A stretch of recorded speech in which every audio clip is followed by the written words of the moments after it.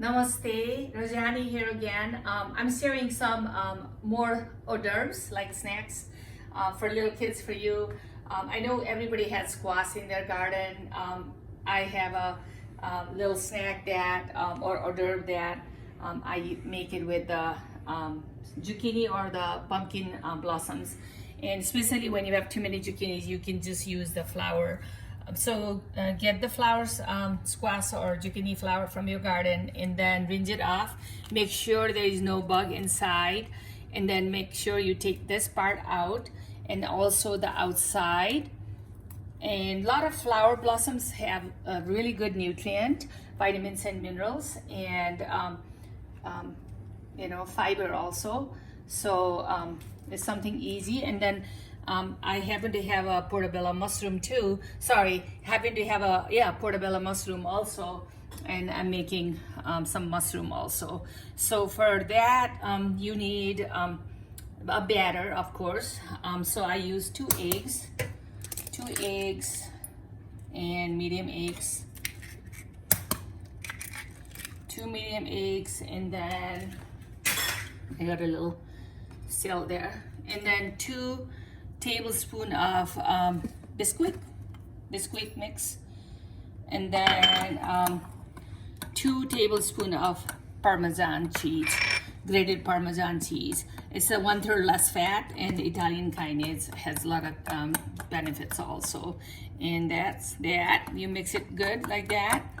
I already made one whole batch earlier, so you can make with this about 15 to 17 blossoms or the little mushroom stems. And you don't have to worry about mixing it fine, because it's a cheese and a biscuit. So once you put it in a pan, it'll bake and cook it. And I'm actually gonna put very lightly steamed with a little bit of butter. So this is ready to go. Do that. And mine earlier batch was not it was light, less salty. So on this batch, I'm gonna put just a pinch of salt. That's it. And then you do that again, mix it well, everything. And if you like a little spicy, you can put cayenne pepper. You can also put black pepper, but I'm just gonna do that for this because Parmesan cheese already adds up the flavor. And then you just dip your mushrooms like that, and then you need a teaspoon of butter, melted butter, to brush the pan here like that. And I'm gonna rise up the heat a little bit like that, and I'm gonna put the mushroom first because mushroom takes a little longer to cook than the blossoms. So you can just put gently like that, and you can even add some in the top like this if you want a more batter. You can just do that also. And kids can, cook with you because it's a low temperature heat, so it's not gonna hurt them. And you can do that with eggplants like this. You can do with the zucchini. I know I shared some other recipes. Now let me show you how I do my blossoms. So you have a blossom like that, both sides. You dip it like this. That way you have batter all over. Then you fold it like that, and you just put it there, just like that. There. Same thing here. This is already, clean and washed. And then if you pick up your blossoms like in the evening after 4 o'clock, less like to have bug inside, and also you can clean it easy because it's you will see everything. Or you can pick it up middle of the day and just make sure that there are no bugs, because it will be blooming in the day. Then you just do that and put it like that. I'm gonna rise up the heat a little more.